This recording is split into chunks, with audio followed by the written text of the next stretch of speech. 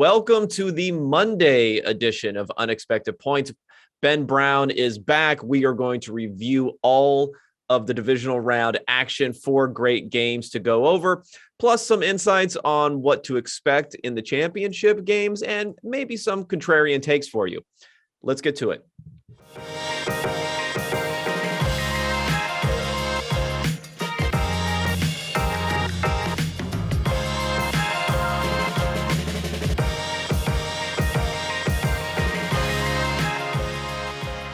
Alrighty, everyone, we are back.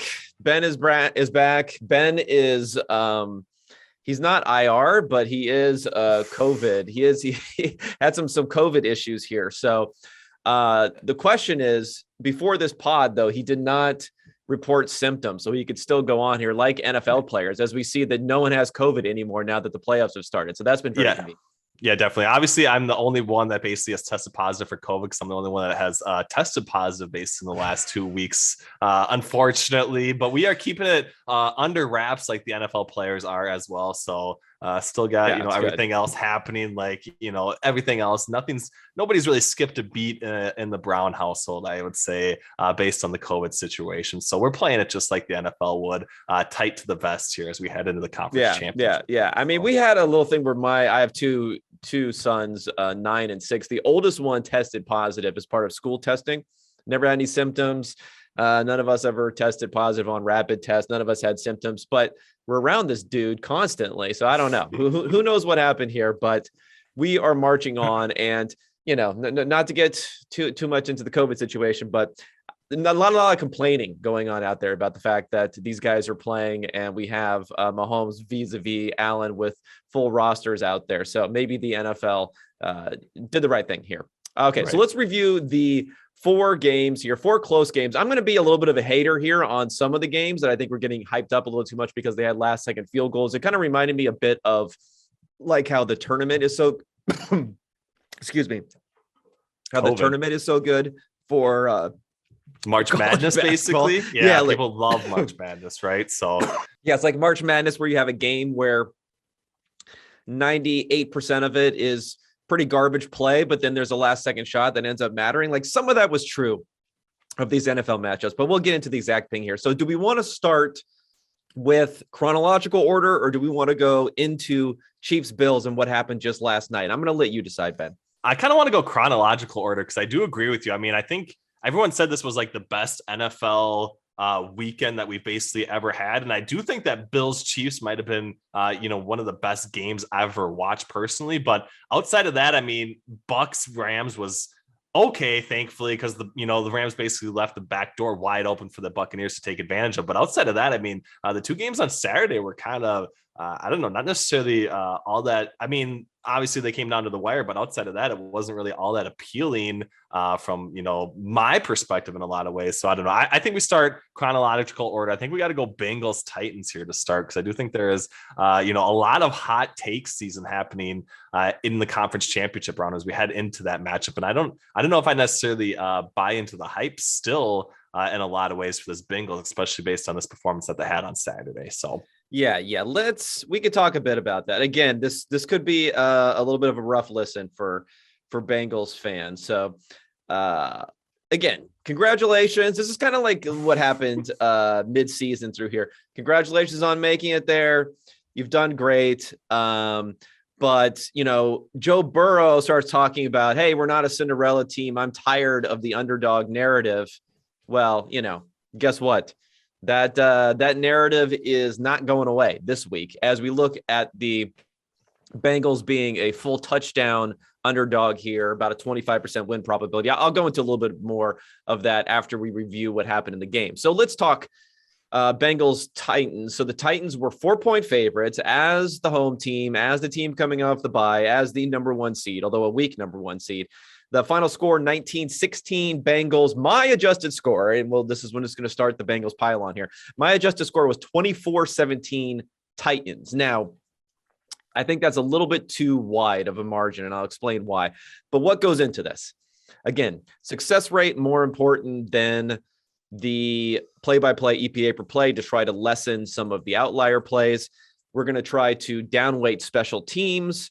we're going to also try to downweight as part of that third down conversions to a degree, because on a game-by-game basis, how often you're converting on third down and fourth down can go up and down quite a bit, but it moves around a lot. And then also try to make adjustments for turnovers that are not turnover-worthy plays according to our numbers, and vice versa. If you have a lot of turnover-worthy plays that don't end up being turnovers, that gets thrown in there. I mean, there are other adjustments, but that's the main factor there. So up front, Titans, did this feel like the Titans were a better team to you in this game, or do my numbers seem completely off?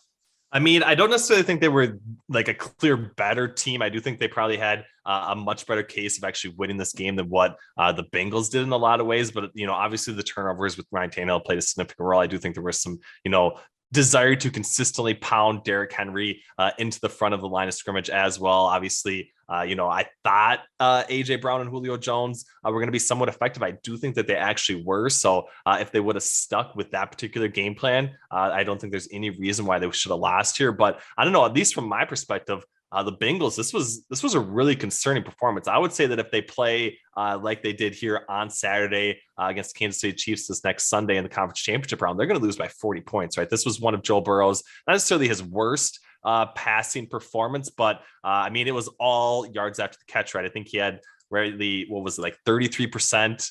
32% of his yards came through the air. It was a lot of Jamar Chase basically behind the line of scrimmage in a lot of situations. They had 8 explosive pass plays, 0 deep pass attempts. So nothing downfield, right? I do think it was kind of unsustainable in a lot of ways. And then, of course, what everyone is basically going to be talking about here, the 9 sacks, right? And I do think, people want to say, Joe Burrow exceeded despite these 9 sack sort of situations. But that's kind of been the one main knock on him all season, right? It's been the fact that he consistently takes these sacks under pressure. Obviously, not all of them were his fault, but there are obviously certain scenarios where he definitely is the reason and the cause of these sacks happening so much. And I do think that there's a lot of negative taken away from this game. So the fact that people are, heavily buying into the Bengals as, this team that can potentially win in Kansas City, I'm just not seeing it right now, unfortunately. Yeah. I mean, they've had a pretty good run here as far as if you're going to rank order the team by a power ranking type of metric coming into the playoffs. Maybe the Steelers would have been the worst, but then the Raiders probably would have been next, and then Tennessee and Cincinnati would have been similarly worse than the other AFC teams that were going to play in this. The Patriots would have been higher, and of course the Bills and the Chiefs would have been higher. So they've had the best possible seeding and bracket type of run that you can get here. Right. In both of these games, I've had the adjusted score about equal against the Raiders and now leaning towards Tennessee. And maybe just to explore that a little bit further, just to give some context to people. Again, success rate's a big thing here. So 46% success rate for the Titans versus 37 for the Bengals, which is, to put that into a scale, maybe is a little bit more you can understand. It's like a 60th percentile type of outcome for the Titans and below 20th for the Bengals. So what moved this in that direction? Well, the Titans were just awful on third down. Again, Third downs matter. Third downs decide whether you win or lose, but on a game-by-game basis, it's harder to pin, all the credit on the defense, let's say, in these circumstances, because some of this is randomness. I mean, the Titans were 1 for 8 on third down, 0 for 1 on fourth down, where the Bengals were 7 for 15 on third down. So the Bengals were getting into third downs over and over and over and over again. They were just able to convert some of them where the Titans were not. And the Titans converted a third and 3, but they failed on 4th and 1, 3rd and 1, 3rd and 5, 3rd and 7, 3rd and 9, 3rd and 9, 3rd and 10, 3rd and 11. They just needed, one of those to kind of get over the hump, but they couldn't get anything going in that direction. And, that's going to turn around in most cases.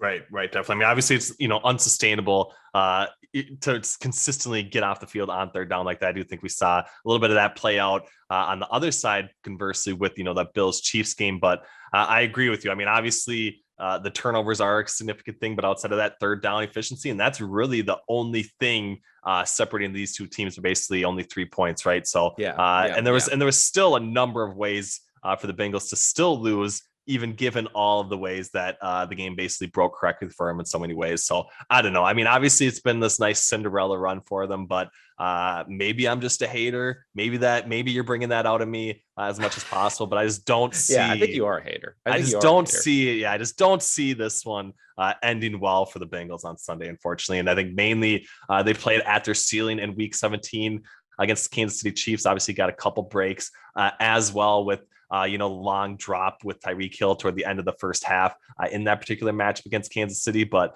some other things definitely broke their way as well as far as penalty situations. So if that doesn't happen and they don't play basically as well as possible, I think it's going to be a long day on Sunday. So. Yeah. Yeah. And then the one thing I say the biggest factor we're talking about, we look this really from a numbers type of perspective that ends up getting overlooked. And it's overlooked in a lot of things. In fact, I just replied to fellow PFFer Mike Renner when he was putting up fourth quarter stats for Joe Burrow in these playoff games and against the Chiefs. Well, conveniently left out of those fourth quarter stats are sacks. Right. So you mentioned the 9 sacks that Burrow took there. In those fourth quarters, there were 4 sacks for 40-something yards, including killing multiple drives on third down. So sacks matter. If you look at the expected points lost for Burrow in his 9 sacks in this game versus Tannehill's 3 interceptions. And these are costly interceptions for Tannehill. I mean, we're talking about 1st and 10 interceptions, others that could have been conversions. There was more.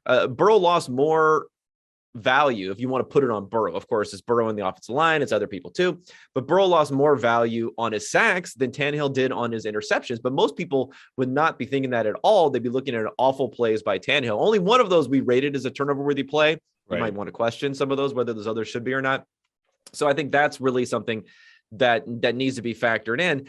And coaching is probably another big advantage that they got on this one. So I think you should feel vindicated now for your Zach Taylor over Vrabel type of coach of the year takes, because in this one, I don't think Taylor had a lot of opportunity to prove his value here.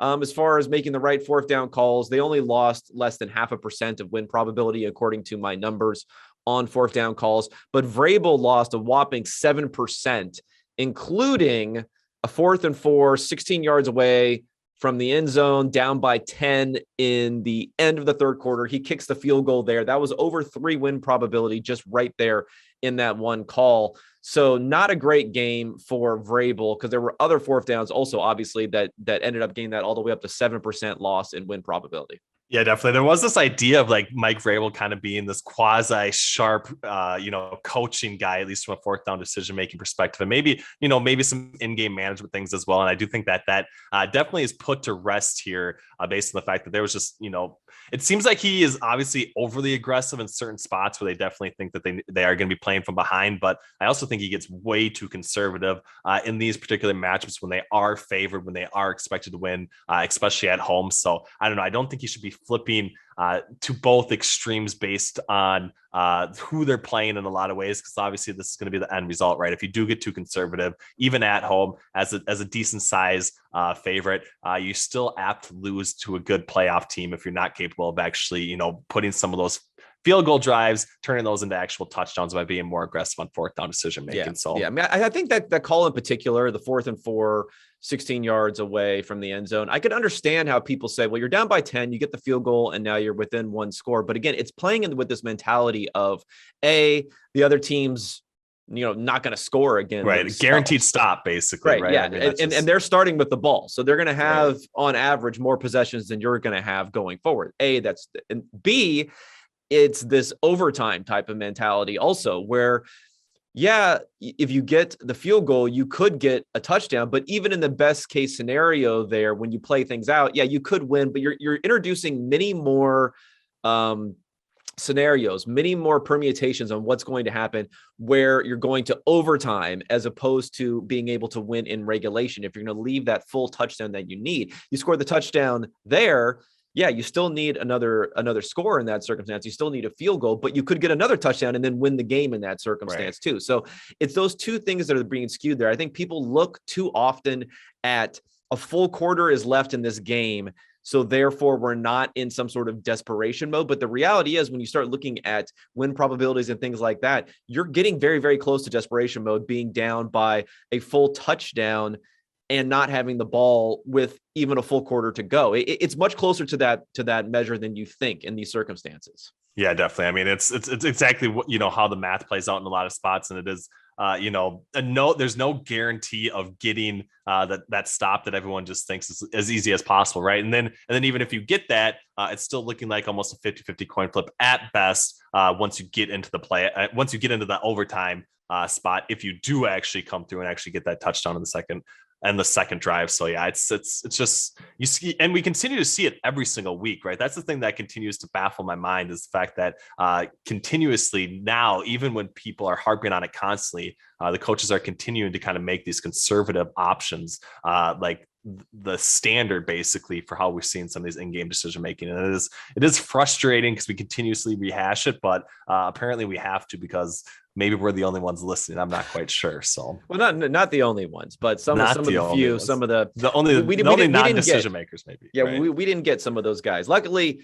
for these coaches, having Patrick Mahomes or having Joe Burrow, or having one of these guys is sometimes more valuable, slightly more valuable than a few fourth down decisions. I mean, the one last thing to mention here, and it's not the biggest factor. We can't really fault the Titans for wanting Derrick Henry to come back and to give him the ball. But, 20 carries for Henry, very negative as far as his efficiency and EPA per play, 3.1 yards per carry.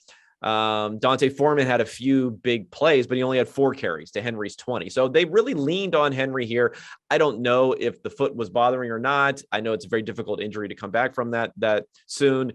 Somewhat luck and fortuitous that Foreman broke off some big runs, but he had 16 and a half yards per carry versus 3 yards per carry. So maybe they could have leaned a little bit more in that direction, but I think that's probably more bad luck than anything else. Okay, so we can look ahead slightly on this one, only in terms of the Bengals. As I mentioned earlier, they're about 25% win probability. And again, that's a big underdog. So if you look at what the Eagles were going into Tampa Bay, their win probability based upon the money line going into that game was somewhat similar. I mean, you could say that the Bengals are between 25 and 28, depending upon how you want to think the juice goes there, whereas the Eagles were maybe between 22 and 25. So not that far off from each other. So that's a big underdog, but it still means you win 1 out of 4 times, which happens, right? So we're talking about if you had a coin flip saying, I'm going to flip, if you flip it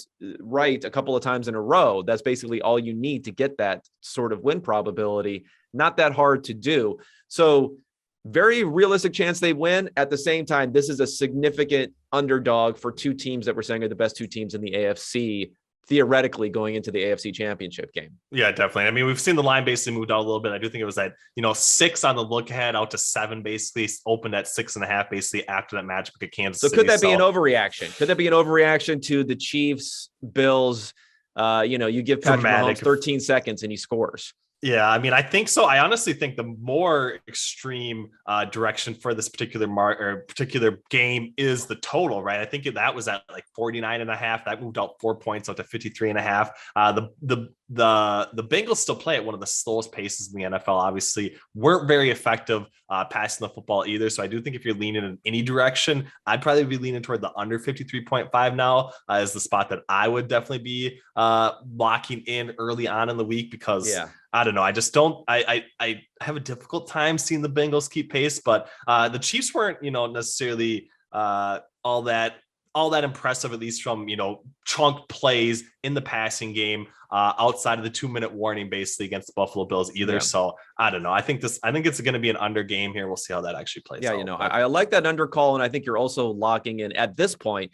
You're locking in the potential for some sort of adverse weather outcome that you may not be able to predict at this point in time too. So, okay, before we go on to the late game, the Niners and the Packers, the late game on Saturday.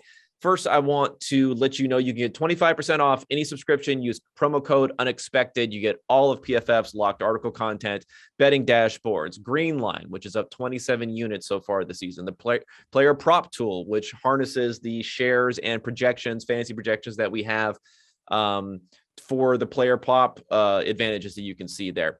NFL draft guide, draft season is coming up, free agency season is coming up. plus you support the pod. So all of that is available. And second thing I want to talk about is Western and Southern. If you want a chance to win the ultimate game day feast, whether it's football success or financial savvy, winning starts with asking us questions. Would you like to know what it's like behind the scenes with Al on Sunday Night Football? How about a need to know for your financial future? Western and Southern is teaming up with PFF's very own Chris Collinsworth to share insights that can help put you ahead on your fantasy and financial scoreboards. Every submission earns you a chance to win the ultimate feast to celebrate football's favorite Sunday. We'll cover your catering up to $2,500, coordinate your order from a restaurant near you, and have it delivered on February 13th. Don't forget to check out the Chris Collinsworth podcast and Western and Southern's Instagram for answers to the best questions each week. Submit your questions at westernsouthern.com/feast. One more time, that's westernsouthern.com/feast. If you're watching on YouTube, check out the link in the description below. Remember, with Western and Southern, you can rest assured on game day. All right, let's get into the late game. Now, this is really some bad performances here. Yeah, there are weather concerns, everything else here, but it's a 5.5 point spread here towards the Packers. Ends up 13-10 San Francisco. My adjusted number. So for the second game in a row, the loser has the better adjusted score, 15-12. So not exactly a shootout by the adjusted score numbers, but this was a disaster, obviously, on special teams for the Packers. They had the punt block touchdown, the blocked field goal. And then the other thing that's huge in these numbers is the Mercedes Lewis fumble, which was on 1st and 10, which is a really, really bad time to have a fumble, which was about a 6-point EPA loss near midfield on that 1st and 10 play. So all of those wrapped into one really swings it towards the Packers. Should have won this game, despite the fact that neither quarterback or offense was good in this game at all. Right. Not whatsoever. Obviously, there was some, weather concern or weather impact, basically, especially in the second half of this matchup. But this was, football guys' wet dream, basically, right? Quarterbacks didn't necessarily matter whatsoever. Defense, special teams, all these sorts of things. Maybe that's the reason why all phases of the game. Yeah, all phases of the game. Maybe that's why everyone thought the football weekend was so good, because we got the football guys' dream, we got the analytics guys' dream on Sunday night. Maybe that's the reason why. But yeah, I mean, it's really hard for me to take away the fact that I don't think the best team won in this particular matchup for a number of different reasons. Obviously, like you said, special teams, turnover, those sorts of things, even though Jimmy Garoppolo did have a pretty bad interception as well. But I don't know. That was on him for sure. Yeah, that's not bad. I'm not putting bad luck on that one.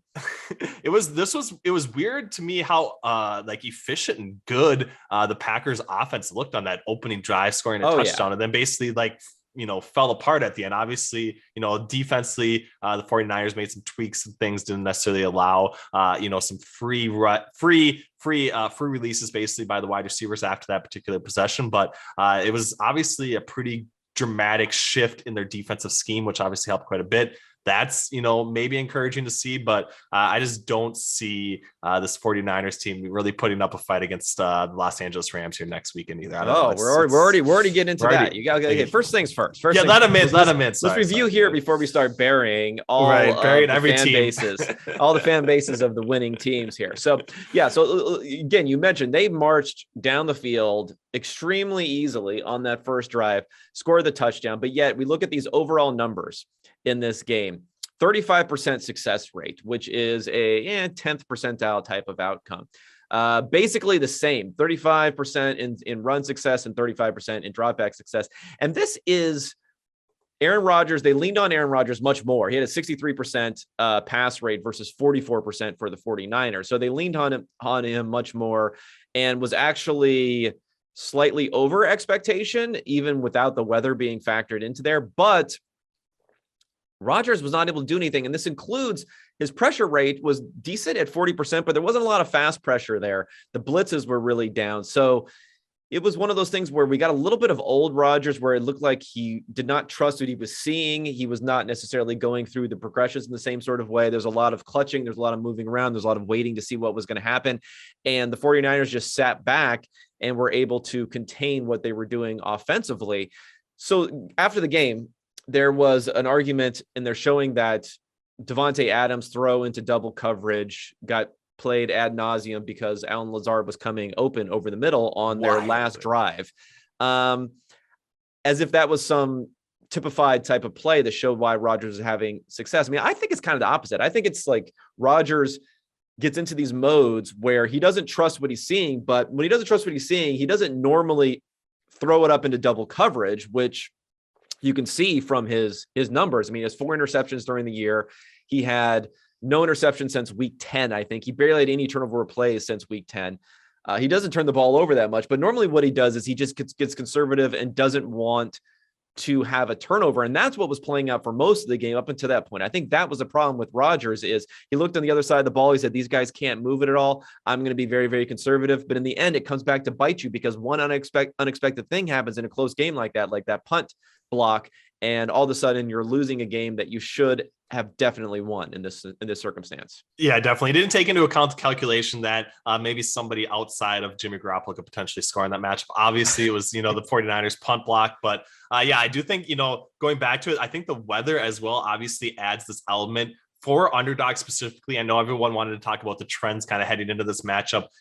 Green Bay Packers, Aaron Rodgers' performance in cold weather games, Jimmy Garoppolo's performance in those cold weather games as well. But the only thing that weather really does is it compresses or heightens the variance that happens in these matchups. And I do think that variance and introducing that to a greater extent definitely plays into the underdog mentality and does play into the underdog's role a lot more, kind of tightens up a lot of these games. And I think that's kind of the main takeaway from me. I do think, probably 7 out of 10 times you play this game, even in that particular environment, Packers emerge victorious. Maybe if it's even, 4/5, something like that. But the one game happened and, the 49ers obviously moving on because of it. Unfortunately, Aaron Rodgers has to look around, has to watch this game on Sunday night. And I do think that, maybe he's seen that the ship has finally sailed, especially in Green Bay, but maybe on his NFL career as a whole in general. So we'll see what happens. You're burying Aaron Rodgers. Just burying everybody. Just like a flamethrower to the entire NFL. Okay, I want to talk Jimmy for a second here. Okay. You can talk Jimmy. I'll talk Jimmy. So. Okay. Number one, Jimmy was bad, right? So his numbers were bad. And this was one of the few circumstances. And normally what ends up being the case is that his grading is much worse than his EPA per play. In this case, if you plotted him out against a trend line here with a 63 grade versus a negative, basically third of a point per play in EPA, he was worse in EPA than he was in grading. And in the first game, it was basically on the trend line there. So I do think it's a little bit weird that I saw some commentary during this game that, this shows you why EPA per play is a bad stat because look at how bad Jimmy Garoppolo is. I mean, it's kind of a weird time to bring that up.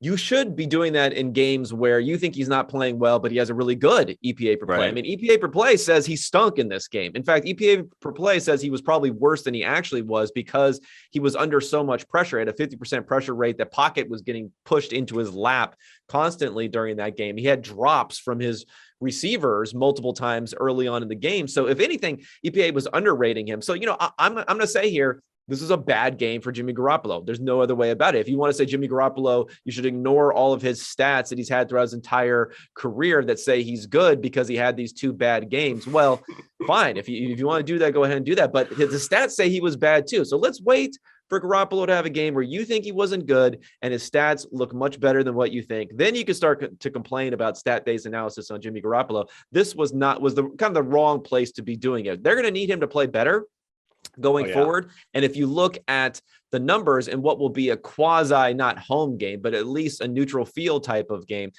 and they are, you got the hook here, 3.5 points against the Rams. So they are seen as being a underdog, but the markets still like this Jimmy Garoppolo led 49ers team, despite the fact that they're going to be on the road here. They like him much more than the Bengals, at least. Yeah, I can't really make sense of it, to be honest with you. I'm not going to be on the 49ers here whatsoever. I mean, he has graded pretty well from a passing perspective. Of course, week 10, basically. And then, again, week 18, those were like basically his only I guess he had the Falcons game as well, where he was definitely above average. But outside of that, it's been pretty ugly for Jimmy Garoppolo. So I don't know. Other people can back him. I'm riding with the Rams here, though, unfortunately. So we'll see. What side are you thinking for this particular matchup? I don't know. I think it looks pretty fair. I like the Rams. Okay. I like the Rams, and I like I like probably the 49ers a little bit more than some others. So we shall see. We'll get to that. We'll figure it all out there. Okay, let's go ahead and move on to, speaking of the Rams at the Tampa Bay Buccaneers, the first of the crazy endings of Sunday. 3-point favorites were the Buccaneers. The Rams win by 3 points, 30-27 on a last second Matt Gay field goal. And my adjusted numbers, I don't know. I might have to throw out some of this because I downweight low win probability situations near the end of the game. So that's like the entire Bucks comeback. Basically, Right. basically, it's like I'm excluding that from my numbers because I had it being more like 38 points for the Rams and then closer to 20 for the Bucks. So just a huge difference here.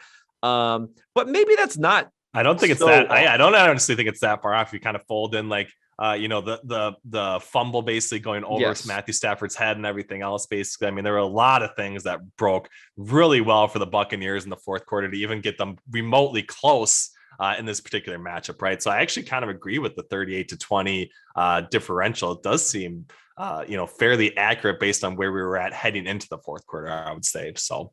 Yeah. I mean, just to break down some of the numbers that you mentioned. Yeah. So you're talking about the fumbles that the Rams had. I believe it was 4 fumbles. They did not recover any of them. So that's Right. bad luck generally. 22 expected points lost on those fumbles. And on the other side, maybe just to diagnose what was going on, I wouldn't be surprised if I get roasted pretty soon, especially the further the Rams go here, for the fact that I said that Von Miller trade was awful, to a second and a third for half a season of Von Miller, because he had 10 pressures on 40 pass rushing snaps. Aaron Donald had another 8 pressures. They both had a sack, multiple hits. Brady was lost an expected point per drop back under pressure. He was under siege in this type of game. And it wasn't just Tristan Wirfs missing. It was coming at him from all angles, and he just couldn't do anything. It reminded you a little bit of the famous case that everyone likes to point to of the old Giants teams when they were able to beat the Patriots, those Patriot juggernaut offenses in the Super Bowl, where they got that interior pressure and really squeezed him in the pocket. And that's what seemed to be happening in this game. The Bucs really just couldn't do anything offensively. Yeah, and they didn't really like try and scheme anything, right? And like you said, it was a No. lot of like the interior pressure, but Von Miller was really successful off the edge as well. There was like no help really happening. And I expected, Rob Gronkowski to potentially be chipping a little bit, maybe get another tight end like Cameron Brate as well to help out. And that just didn't happen whatsoever, right? So the game kind of played out. I would say it like a lot of people actually handicapped it, right? I mean, the Buccaneers basically had no answer to alleviate any pressure from Tom Brady, and ended up having to be, Leonard Fournette getting like 9 receptions basically underneath. Nothing was breaking open over the top really for the Buccaneers until kind of maybe a little bit in the fourth quarter. But this was kind of how I think everyone projected this game to play out after the Tristan Wirfs injury happened, and then it sounded like he wasn't actually going to be able to play, and it turned out that he wasn't. That the pressure was just going to be too much for Tom Brady. Obviously, he doesn't have the capability or ability to alleviate the pressure like some of these younger quarterbacks do in the NFL. So it was the reason why the Rams made that trade for Von Miller. And I think if you want to get the one game satisfaction, them getting to the conference championship in the Super Bowl is the reason for why they actually ended up winning that trade long term.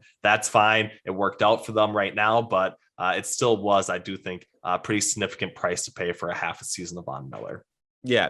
But we can rehash all of that stuff now. Again, it's not like paying for Von Miller makes your team better. I'm not arguing you get worse with Von Miller than you do. It's just what you end up paying for him. What I thought was interesting is that with the focus on Tristan Wirfs, there wasn't that much focus on Andrew Whitworth, and maybe that was the correct analysis there. Maybe Whitworth, who is a quality player and grades well for us. I do think there is something about this Rams scheme that helps the offensive linemen, especially a 40-year-old offensive lineman there, because if you look at the pressure rate, Stafford did have decent pressure rate. It was a 38% pressure rate, but the fast pressures I tracked that come in 2.5 seconds or less was only 12% versus 26% for when Tom Brady was under pressure. And the blitz rate for the Bucs was 40%. So he was bringing pressure. Todd Bowles was bringing pressure against Matthew Stafford. They were just not able to get there quickly. So when they did get there, Stafford was, for the most part, was able to get rid of the ball. I think he only took 1 sack in this game, or maybe it was 2, but he only took 3 EPA in sacks. So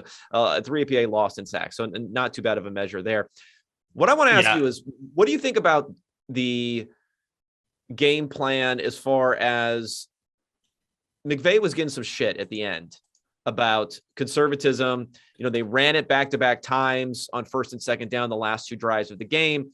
They ended up having to punt, and then Akers fumbled it. Akers only picked up, I think, a combined like 8 yards on those 4 rushing attempts there near the end of the game. Do you think they should have passed more? Because they did have a 60% pass rate in this game, despite being up so much. They were 6% over expectation, but their running success was awful. 20% success rate running the ball, and they were 60%. They were passing the ball all over the gym. But I could kind of understand the lead, maybe a little bit of concern with Matthew Stafford on turnovers. I kind of understand what he did. Our adjusted numbers say it would have been a colossally unlucky loss for McVay. Well, what do you think about that? Because that would have been a narrative, I think, coming out of this if they had lost, is that McVay turtled a little bit too much near the end of this game, or even in the entire second half, or maybe even in the entire game, not pressing on the pass button a little bit more. Yeah, I would have been fine with, something to Cooper Kupp, basically just a little bit more mix. And I don't think they had to go as run heavy as they obviously did. Obviously, Matthew Stafford had right around 83% adjusted completion percentage, can get things underneath with Cooper Kupp.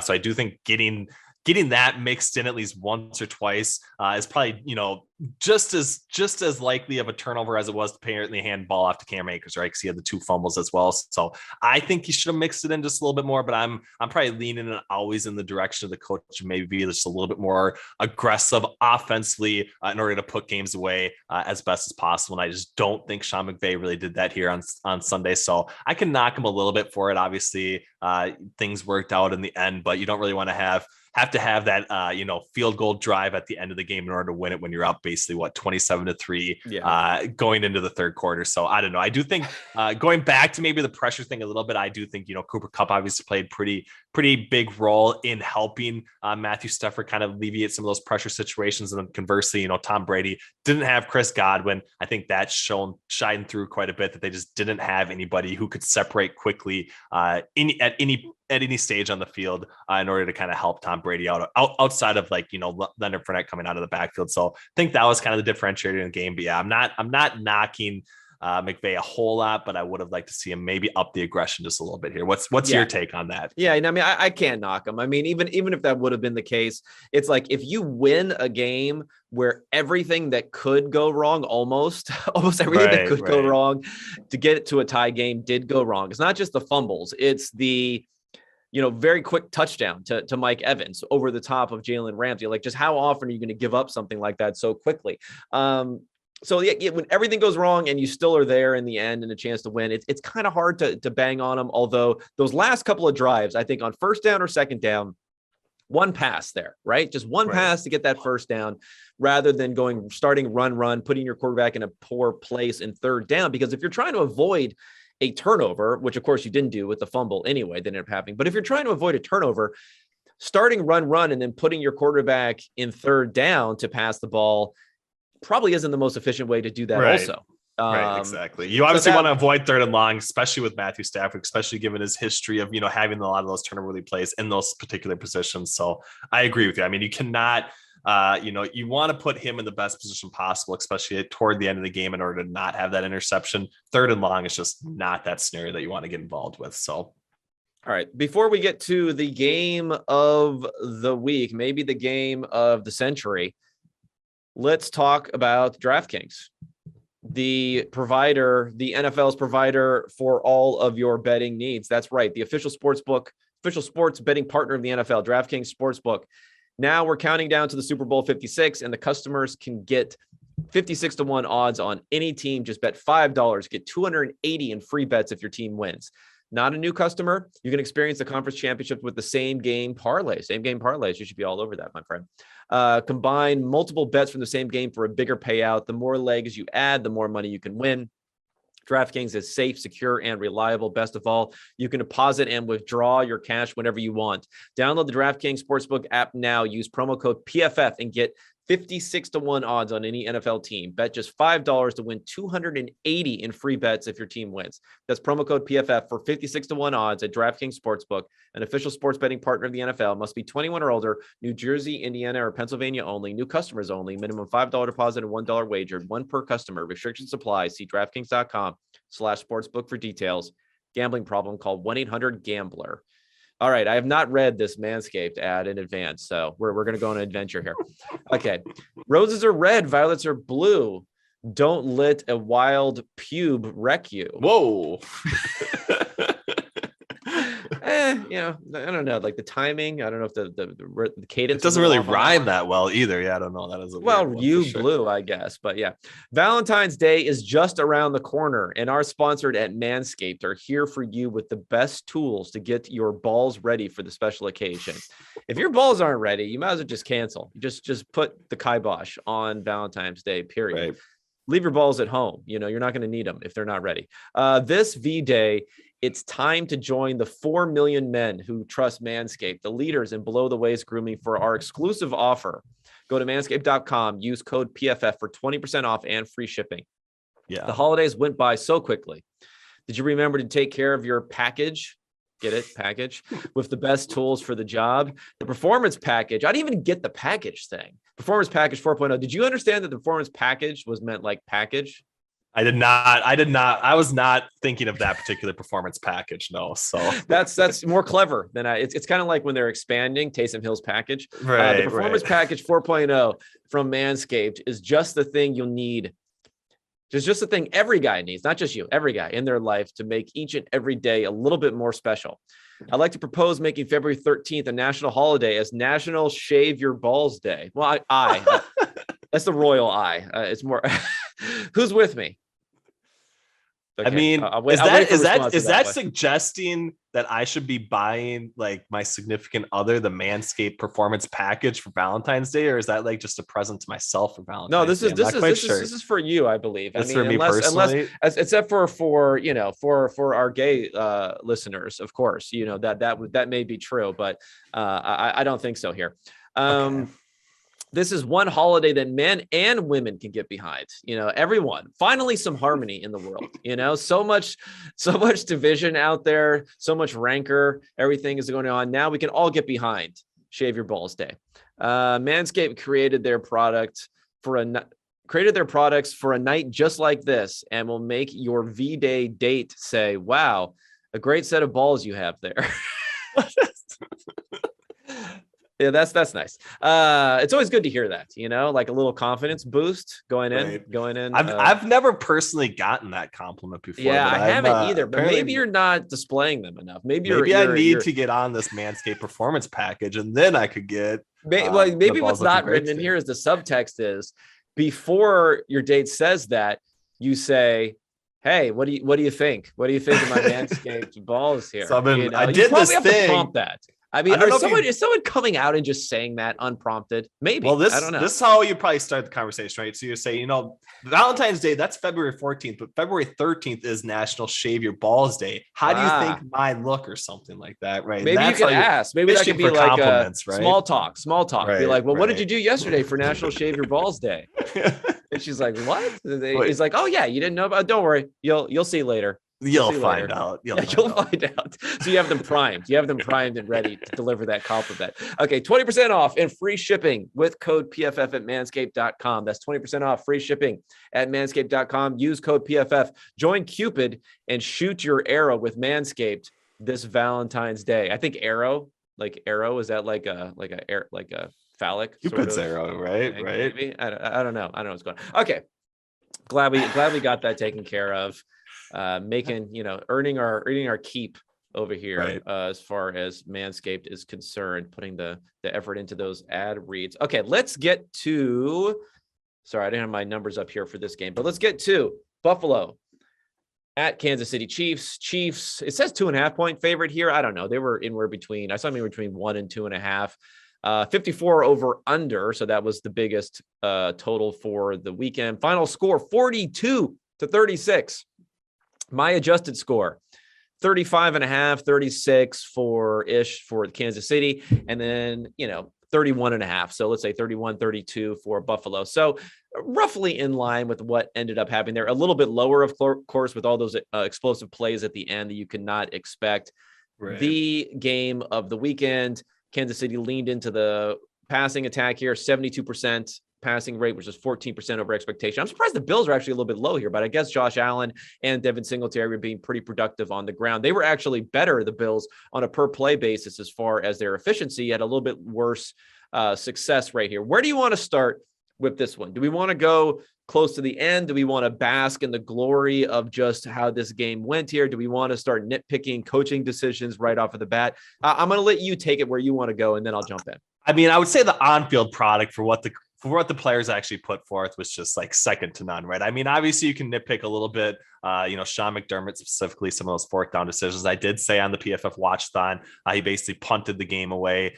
And that turned out maybe not necessarily to be correct at the time, but overall, they did end up losing the game. Obviously, some of it comes down to the coin flip situation. But yeah, I want to hear your thoughts, I guess, on, do you think the Bills basically lost this game because of Sean McDermott's decisions, or how do you actually see where would you assign the pie chart of blame? Because it's really hard to give it to anybody, at least that played on the field, from my perspective. Yeah. It's. I think that's a fair case. I mean, it's hard to, because I think we're a little bit too focused maybe on a couple of decisions later, which were troubling. But then let's remember that first drive of the game, the Bills went for it on 4th and 2 near midfield, where I think very few teams do that. They may have been even on their own 48. I forget where they were exactly, but they get the ball first, 0-0. They're not down. They're not in any sort of desperation mode. They go for it for 4th and 2 in midfield. They get it all the way down. They go for it on the goal line, where I think officially it was a 4th and 1, but it was more like a 4th and maybe 1.5. Yeah. And they score that time. So let's give them credit there, right? Let's give them credit for what they did on that one. But you're going to give credit, you got to take a little credit away. And that is the two decisions by McDermott, which were a 4th and 4 punt from their own 49-yard line. There's a net 37 yards there. And then they had a 4th and 1 punt later from their own 34-yard line. Both times the Chiefs scored a touchdown on the ensuing drive. Right. They only got 27 net yards because of a 15-yard run back for the Chiefs on that one. Those were killer. And I think the biggest mistake, though, if you're going to point to one single factor that's almost unambiguous in its potential impact, which I think would have essentially sealed the game if executed properly, and unambiguous as far as could you be thinking about this incorrectly and maybe the odds aren't actually in your favor. And that was at the end of the game, kicking the ball off into the end zone, because people are talking about, a squib kick. I don't know how you're going to do it exactly. You do it in a way that you're going to get it inside the 25-yard line, right, where it's going to be fielded inside the 25-yard line. I think you can do that pretty easily. And those guys are not just going to, like, if someone picks it up, I think Byron Pringle was back there, if he picks it up at the 15-yard line, you squib it in there, let's say, right down the middle. There seemed to be a lane there to squib it right down the middle. You squib it in there, he picks up the 15-yard line. Like, he could take a knee immediately, and you still lose a second. You still lose a second on that if he takes a knee, and you're 10 yards further away. So it's almost like that's your scenario, or he could start running it. Now, your concern is he runs it in all the way for a touchdown. But I think losing yardage or seconds in a scenario where literally everything has to go perfectly right for them to get a field goal, even shifting the burden very, very slightly by 2 seconds, could have won you that game. Right. Yeah, definitely. And I do think, obviously the squib kick was a significant factor in the fact that they didn't do the squib kick, right? And I'm not a professional NFL kicker. I don't think it's that hard to at least squib something, to at least get it in that general vicinity, right? Like, it doesn't have to be absolutely perfect. Even if it's, stops at the 25-yard line or something, you're not really losing a whole lot from there. Maybe they bring the ball out to the 40 and get a pretty decent return, but they still have to make it up. Just pooch it up, right? Like, as long as you're inside the 25-yard line.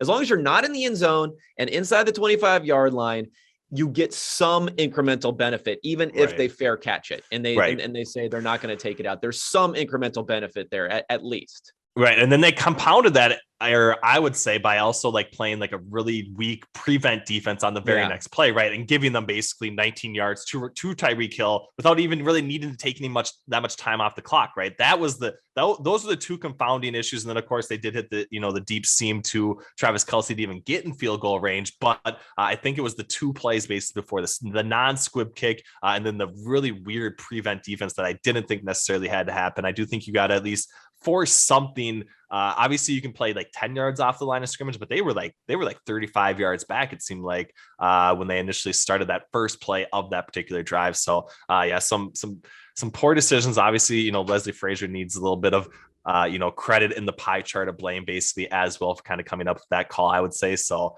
it was not the way that the Bills obviously wanted that game to end, but hats off to Patrick Mahomes for what he was able to do with 13 seconds, because I don't think there were too many people. I think it was like plus 2,000 on the in-game spread for them to actually come back and win that game at that 13-second threshold. So really low probability outcome. And of course, the Bills are on the wrong side of that, on the wrong side of the coin flip, unfortunately, and things just did not work out for them here this season. But yeah. I mean, I think what's bad for the McDermott when it comes down to the decisions on the fourth down is just like, you had this chance, you pressed your advantage. Like, where would they have been in this game, but they didn't press their advantage that first drive, right? If they didn't have that first touchdown, things would have been even worse with the Chiefs marching up and down the field. So you pressed your advantage.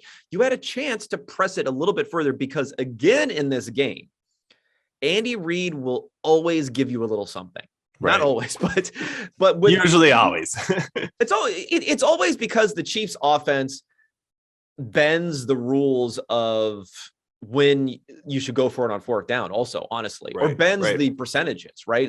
Because their conversion probability is so high. And this is not just like some overestimation. This is like proven data on what they do on third downs. They're so good at converting the third downs and being able to convert there, that when Kansas City, there's one play here, 4th and 5 at the Buffalo 46-yard line. This was, fourth quarter, 13 minutes left to go. Kansas City was up by 2 points at that point, 23-21, and they punted the ball. 38-yard net punt there. I think the Bills actually did not score a touchdown. They did not score on the ensuing drive. But, trust the process. Okay, let's talk about the process here. That was almost a 5% win probability flip right there, which is one of the biggest ones that you can get outside of an obvious, 4th and inches from the goal line type of situation. It's a big one because of this offense that you have, because you have this offense that on a 4th and 5 is probably like a 50-50 coin flip. Most offenses are not like that in this game. Because of that, it's a concern. And you're just every time, if you're a Kansas City fan who enjoys analytics and numbers, you just have your fingers crossed that the Andy Reid decision is not going to come back to bite you. This circumstance, it may have a little bit, if they would have scored another touchdown there or another field goal there, maybe the Bills would not have been able to even have come back and it would have been done in regulation as opposed to going to overtime. But you just don't like to see that. So I don't want to be too harsh on McDermott, where Reid actually did other things that could have cost them the game too. They were just playing from ahead most of the time there at the end. And I do think we would have roasted Andy Reid if that decision would actually cost them the game. But I think, if the fourth down naysayers are allowed to evaluate the context of that particular play based on if that fourth down conversion is successful, then we should be able to evaluate it based on if that next drive goes for a touchdown or not, right? Because that is that's the other side of the coin, where if they don't score a touchdown on that drive, whatever. And I do think that is obviously not what I'm going to do. But the fact that the Chiefs actually scored on both of those fourth down decisions that Sean McDermott made speaks to the fact that they should have absolutely gone for it, right? Because it didn't really matter then.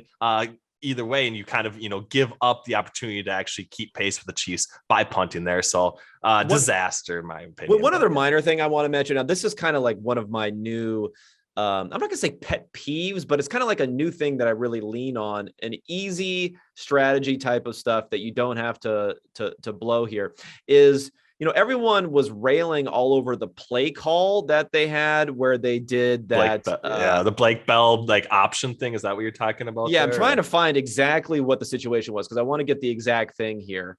It was of what third and something, wasn't it? And it was 3rd and 1, I believe, right? Yeah, 3rd and 1 or 2, I think. Yeah, I can't find it. So it inside the 10-yard line, basically, and Blake Bell basically pitched it to Jerry. The point on this one is, whatever you want to say about Galaxy braining that play call, I think it's very, very, very important that when you're I don't care about the play call being bad just in a vacuum. I care about the play call being bad on 3rd down and 1, because it is a situation where if you lose yards, now Andy Reid should have just gone for it probably anyway, but if you lose yards, you're taking going for it out of the equation much more. So you don't want to run outside toss plays or option plays or anything outside. That's a good 4th down play because you don't care if you get stuffed an inch from getting converting the fourth down or losing 3 yards. You don't care. But on third down, you really, really care. So again, that's another situational thing where you got to really think about it. I mean, I'm not saying you never go outside on those plays because then it probably becomes a little bit more predictable,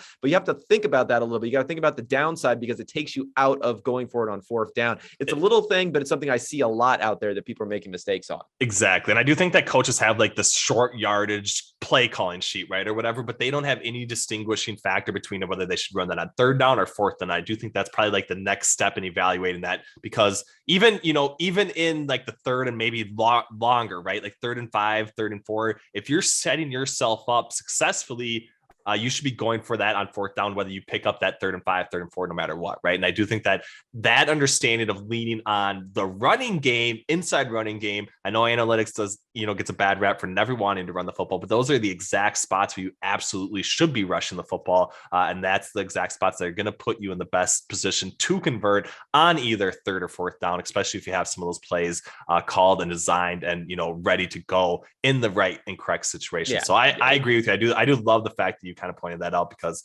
it is 100% true as far as like what specific play call you need given the down and what your expectation is on the next down.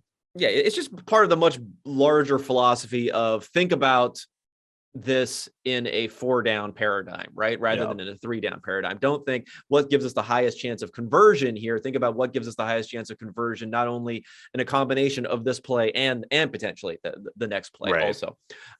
Okay, so let's maybe talk a little Bills. Maybe we can finish it up here, because it's unfortunate, obviously, for the fact that Josh Allen had 2 of the best quarterback performances we've seen, period, these last 2 weeks. I think he was the highest grade. I think he has the 2 highest grades, maybe the 2 highest EPA per play also in the playoffs so far this year, and didn't end up winning this one. They built this team with free agents. They lost Tre'Davious White, which was kind of a big loss there, and maybe he would have given him some speed to catch Tyreek Hill on that long touchdown. So that's something there. But I feel like they still have a pretty good core going forward. I mean, how do you feel about the Bills generally right now? And is there anything you can say, this is what we need to do differently going forward to get over the hump? Or was it just, hey, sometimes you got to tip your cap and it happens? Yeah, sometimes you just have to tip your cap, and you lost to what is, like a generational quarterback prospect. Thankfully, you have very similar guy on your team, right? And I do think that you were right there. There were, again, couple decisions maybe toward the end of the game, also the 4th down decisions, that there's really, really razor thin margins when you are playing what I would consider the best team in the NFL, and you gave them their absolute best shot. Probably should have won in a lot of the simulations if it actually played out. If we could play this out 1,000 times or whatever, I do think the Bills end up winning that game the majority of times. Didn't work out in this particular instance, but I think they're right there again. And the encouraging thing for me was it's Josh Allen doesn't necessarily, I mean, I'm not saying he doesn't necessarily need like a star receiver, but he's been capable of getting it done with guys from one game to the next that aren't necessarily there in the following game, right? Like this first matchup against the Chiefs, they kind of ran him out the door, and it was the Dawson Knox show, and that was kind of his coming out party. This particular game, it was all Gabriel Davis, right? I mean,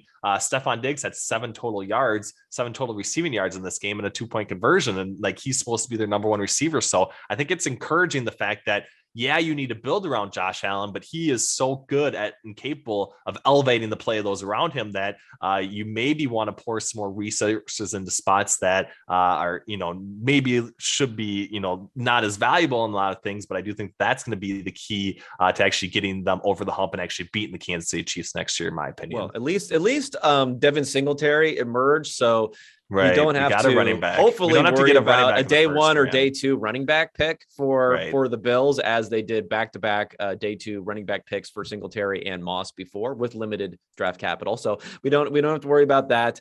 I think like you definitively answered this weird midseason question of, is this Josh Allen of 2020 or is this Josh Allen of before? I mean, I think it's pretty like ironclad stamp here that this is not the Josh Allen of the first two years of his career. He's going to be a little bit up and down, but he gives you very much so the Josh Allen of 2020 type of upside here. And I just feel bad because their offense, I feel like everything was coming together. They were getting that running game going. They were using Allen as a runner much more effectively. And I feel like sometimes they spam Allen as a runner too much, and you just don't need to be doing that during the regular season as much.